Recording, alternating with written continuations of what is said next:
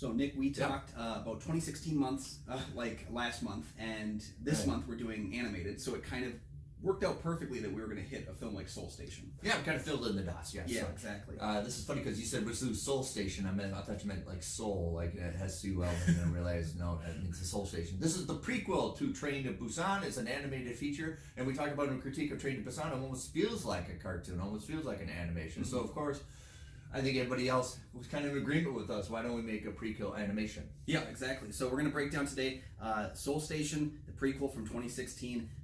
Today I'm Kyle and Nick on film. Join us.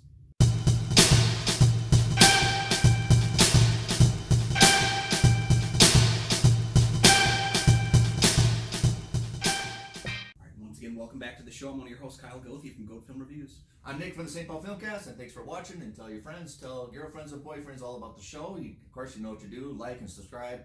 Helps out the show. Help us greatly out. You can follow us on Twitter and Instagram. Comments down below and reach out that way. Today we're going to talk about an animation film, Train to Busan. It's a full feature, right? Yep, so we're covering the 92-minute prequel film Seoul Station. Soul Station. I'm going to have a tough time with that. But in this animated prequel set the day before Train to Busan, Seoul Station follows the zombie outbreak in downtown Seoul as teenage runaway Hae-sun searches for safety in the crumbling city. Meanwhile, her boyfriend Ki-woong teams up with her dad, Seung-gyu, to find her. And as I said, this film kind of starts the day before Train to Busan. It's not really connected. It's almost like an anthology kind of thing, where like the two films are in the same world. Yeah, they're not really leading one to the other, except that we know this. You know, I actually agree because I would say a lot of the subplots in the movie don't really thread together in the movie itself. Yeah, that's true. There's a lot of let's go here, but there are really no concrete connections. If you're looking for an explanation how the zombie apocalypse happened, you're not going to find it. You're going to have to series just events of what happened to Catalyst. How did it come about? Yeah. Not really such an origins film. It almost makes me feel like I haven't seen Peninsula yet, which is the sequel to Train to Busan. I haven't seen the sequel to it. Maybe that has the actual outbreak starting in like a flashback or something. We don't know yet. But yeah, it's interesting that you say that because, again, like, it doesn't really offer any more details. It's kind of in the same world. And there's some contention, actually, about whether or not this film was made before Train to Busan. Some people said it was made before the film and not released because they were concerned about an animated film, which doesn't do very well. And then they'll lose traction for the film. Yeah, and then when Train to Busan became a hit, this was released a month later, so maybe they were holding on to it and were like, ooh, this movie's a hit, put it out. Or if it was made after the fact while they were like editing Train to Busan. So there's a lot of contention about where the film came from and also whether or not this was even initially connected to the original film outside of having the same director. Because, you know, the same director, Seung-ryong, who did Train to Busan, that was his first live-action film. He was known for animation. So there's a lot of contention about whether this film is really connected or not, or just kind of like in the same world. And I kind of like the idea that it's kind of like the Living Dead series or the George Romero's. It's part of the universe. We don't really know how they connect, but it's part of the universe. Yeah. I do like the look of this. Here you tone down the colors. You get a really matte. You get a very murky brown. It's almost feels like it's dirty without being dirty, and it's gory without really being gory. Yeah, I can't recall any specific graphic violence, but I know it was in there. Yeah, it's one of those things that if you call it like, oh yeah, it's a dirty, gory movie, and it's really not. It just has a perception that it could be. I do like how they animated. Like somebody who operated and worked in this animation film loved light and used it marvelously throughout the film. Yeah, it feels like there's elements, I can't say for certain if there was any like rotoscoping, but it felt like a rotoscope, but it also kind of felt like that film A Scanner Darkly, some of the short films from the Animatrix.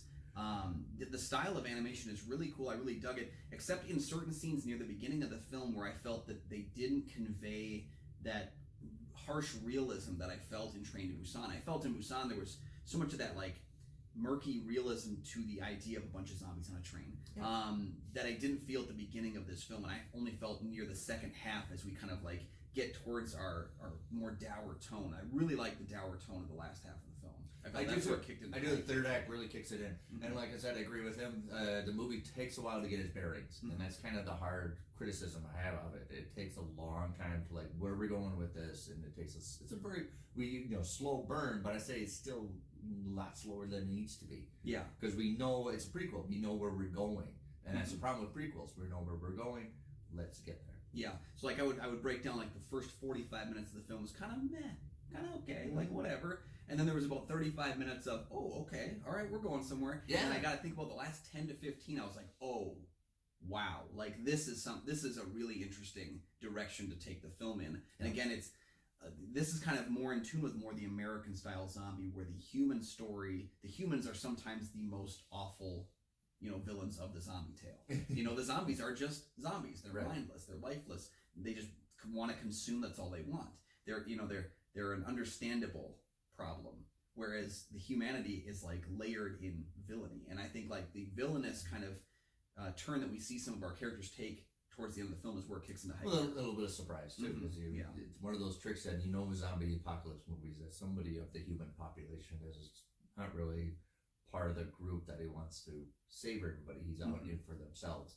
How I can gain out of this. And yes, a lot of how zombie films work, and I critique, is you have to have really good still people characters. You're going to narrow down the characters. You're going to concentrate, as well as you're going to not really smirk at how they navigate through the apocalypse, because everybody knows, well, it's time to arm up and suit up and bash a brain and get suit up, but you're wearing the wrong kind of clothes, the wrong kind of suits. You're going in the wrong direction.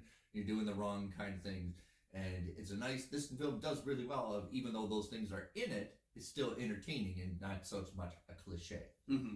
Yeah, I was more invested, I guess, in the not the main three characters for the most part of the film. I was invested in kind of the world, that portion where they're behind the bus and they're trying to like get over it, and they're spraying them with water. The cops are, to try and keep them like contained. That for me is always the most horrifying part. And that's why I defend some of the Resident Evil sequels, like the one that's actually set in Raccoon City, where they're being like beset upon by their own government. That's the terrifying part for me, is that when people start to get scared, and when an indescribable problem arises like zombies, people tend to turn towards themselves. And we've seen that, and play out throughout history. So and like I said, the texture of it is very much, even though it's very computer generated, the backdrops and everything, but it's still freehand drawn, the characters and everything.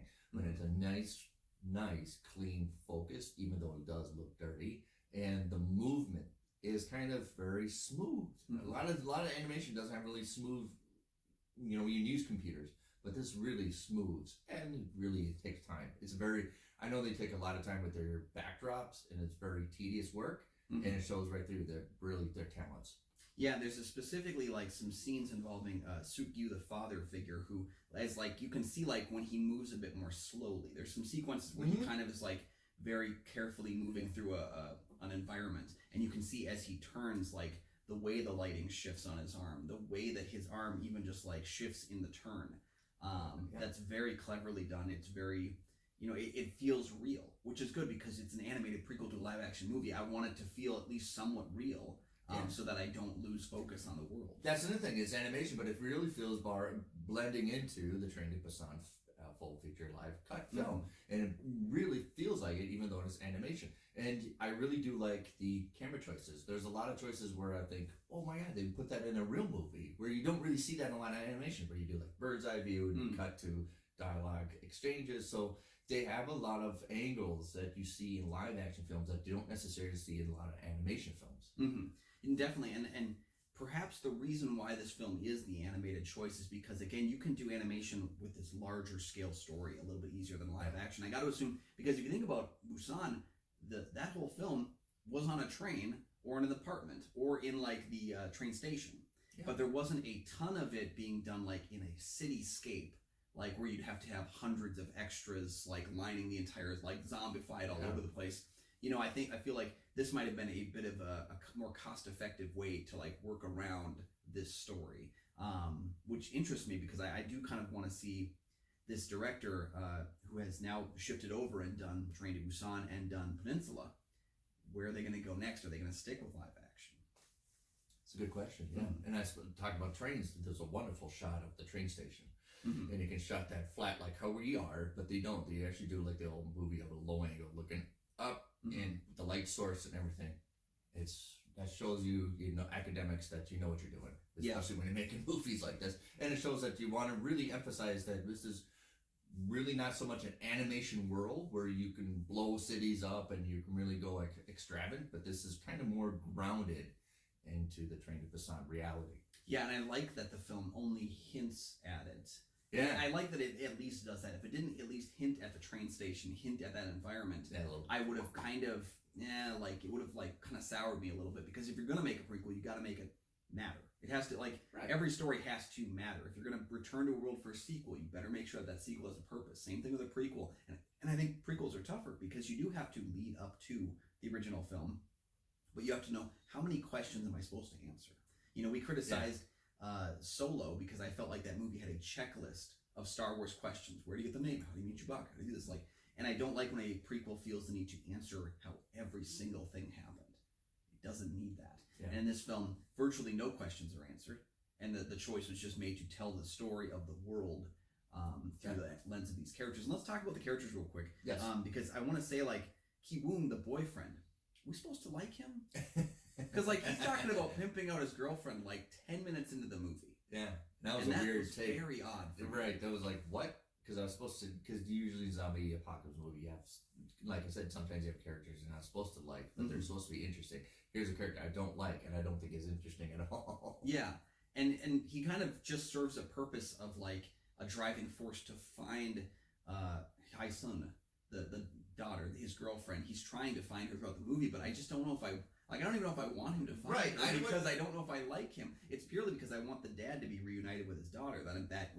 That part of the investment, and maybe that's kind of the play that they're working with, is do we trust these two? Do we not trust these two as the film goes on? Yeah, or who can we root for when this thing is going on? But right, I do like how you don't really talk about costuming, but they do really have good selection of how you dress up the costume, the characters in this movie. So zombies, you always have to dress up the zombies because you want to know where they background simply from costuming. But yeah, the costuming selection is very modern, but it also highlights where your eye is supposed to go. So the daughter, she wears this this pink stripe outfit, which you can finally, it gives a little bit of pop to a very murky world. Yeah. And it's striped almost like a siren, like you can see her. It reminded me, like an alert. Two completely different films, but it reminded me of the girl in the little red outfit in Schindler's List, kind of a thing where because she's got that striking pink in a world that's pretty gray and dark, even those wide shots, you can connect with where she is in the location. It instantly recognizes her. Yeah. And I think that's a smart choice,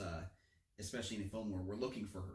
It's where's Waldo on the screen kind of thing. We're looking for her as the characters are trying to look for her. So it kind of adds a little extra element to it. I agree with you. I remember when I think of her character, I will think of that character in the pink outfit. Yeah. So, and this is just so you can concentrate on where she is, and not to mention she pops out on the scene.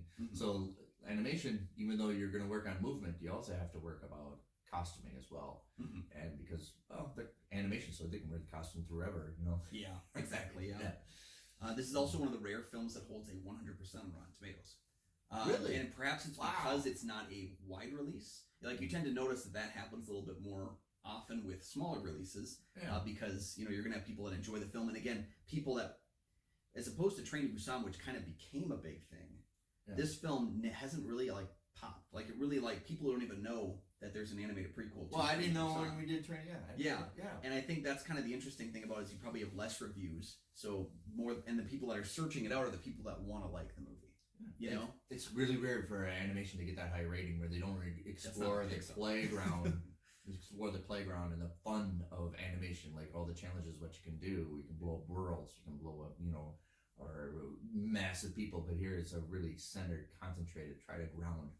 Yeah, and not being afraid to really dour up that tone, because the tone of this film felt closer in line with my favorite Romero film, which was Day of the Dead, which was that it was a very bleak outlook on what's going on. It is kind of bleak. And knowing where the film leads, having watched this after Train to Busan, knowing where it goes even for the other characters, it gives a level of bleakness that really resonates with me, because I appreciate a bleak movie, because I remember watching Day of the Dead, and I finished watching that, and for a week this 13-year-old me was just what's wrong with my life? I was really taken out of my consciousness, and that's kind of how I felt with this film, is that it's so bleak and so dour, and for an animated movie that's not something that happens too often. And in fact, the only part of the tone that I don't like is when it kind of dips out of that bleakness. There's that scene where they're trapped underneath the railing. Yep. And there's that woman, the woman is running at them. Yeah. I didn't like that scene because it kind of felt comedic to me.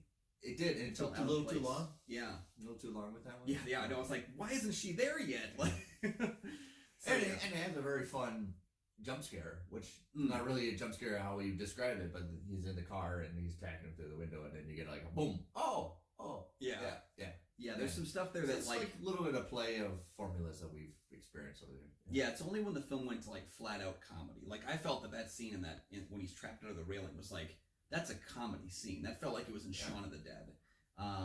And it completely took me out of the movie. It took me another couple scenes to like jump back in and get invested. So that was kind of my only like true flaw of the film, is that it's a little bit mixed there, and I don't find that I care about our main three characters as much as I care about what's going on. But you really need to else. in zombie apocalypse. You really need to care, and I take that as one of my criticisms of it. I really don't care about all the characters. I know they're to me they're expendable, and they're not really all that heroic. Even though a father's looking for his daughter, well, of course, But with Hae-soon, she's the only character I really was interested in keeping with, but she gets maybe half the screen time, and what they do with her, I'm not as invested in, because so often she kind of breaks down crying in her situation, which I can imagine that's going to happen in a zombie apocalypse, but is it interesting? Like, that's a level of maybe add something that interests me more than the realism of just having a minor freak out during an apocalypse, because I get that that's going to happen, but whether or not that interests me is a different question completely. Yeah. I think if you love zombie movies, if you love zombie apocalypse movies, this is something you would probably enjoy. Mm-hmm. Overall, as a film, there's things I really do like, and there's things I really don't. I really like the look and the feel and the tone of it. I don't really care about a lot of the characters in here. I'm not really emotionally invested with them. I just think they're expendable, and then we're going to go to one catastrophe to the next. As in like a prequel, we know where we're going to, so it does get a little bit boring because we know where we're going to, and it takes a while to get its bearings. So for me it felt like this film could have been perfect if it had been shorter. If it had not been so focused on being a theatrical release. I would compare it to, again, really out there comparison coming in here, guys. Van Helsing in 2005 had an animated prequel. Oh, really? It was about him hunting Jekyll and Hyde, which we see in the opening of Van Helsing. You get like a 25-minute animated prequel. Yeah, that's actually really good. I really enjoy it. But then again, I'm also a guy that likes Van Helsing. So, so watching that, I kind of felt like Seoul Station could have been something that maybe it comes into like 45 to 50 minutes, tightens up some of the situation, and focuses a little bit more on multiple characters, like more than just these three, like little stories of what's going on as Seoul is being overrun, because the environment was cool, the world building was cool, and the zombies kind of even look different than they do in the live action film. They kind of have a different flavor to them. Looks like they're getting their bearings too. Yeah, exactly. They're taking a while to get their bearings too. So overall, I'm kind of mixed on the film. Like, I think if you've seen Train to Busan and you like that film, this is worth checking out. And the nice thing is it's available everywhere. You can find it on Canopy, Shudder, Amazon Prime, Tubi TV. There's tons of free services. Vudu, I think, has it. You can watch it with ads, or you can watch it on one of your streaming services, but it's on like every service. So it's not difficult to find. No, you just have to have somebody to like tell you that this thing exists, like we do. Exactly, yeah. So have you seen Seoul Station? We want to know your thoughts on it. Do you prefer it to Train to Busan, or maybe you prefer Peninsula? I'd love to hear your thoughts on that, and you tell us. Should we talk about Peninsula? Yeah, we're not going to do Peninsula unless somebody tells us to do it. Exactly. Join so the I would love to hear something about that. Yeah. Let us know your thoughts down below as well, because I want to have this kind of back and forth with Seoul Station versus Train to Busan. Maybe there's people out there that just love this movie and hate the other two. I'd like to hear about that. If you like zombie movies, you probably like this. I mean, there's people like horror animation that might be a little bit underwhelmed by this, because there's advertising that as a zombie apocalypse, you're not going to get a lot of the gore that you think you're going to get. Exactly. So there's a little bit of, I'm going to see this, I'm going to see that, which surprised me to still get 100% of Rotten Tomatoes. Yeah. So let us know down there, and also while you're down there, check that description out, because you can find the link to our Patreon. You can click subscribe and ring that bell, and then you'll get all notifications whenever we have new content coming out. And also, don't forget you can like the video. You have no idea how much it helps when you like, comment, subscribe, Patreon, looking up, kind of checking out that stuff. Every little bit helps the channel, and we really do appreciate it. Yeah, definitely. So, Nick, where can we find you? You can find my show, the St. Paul Filmcast, anywhere you find podcasts where I interview independent local filmmakers from the Twin Cities area. Perfect. And you can find all my film reviews, over 1,000 film reviews, on goatfilmreviews.com. Sweet, man. Thank you guys for joining us, and until next time, I guess...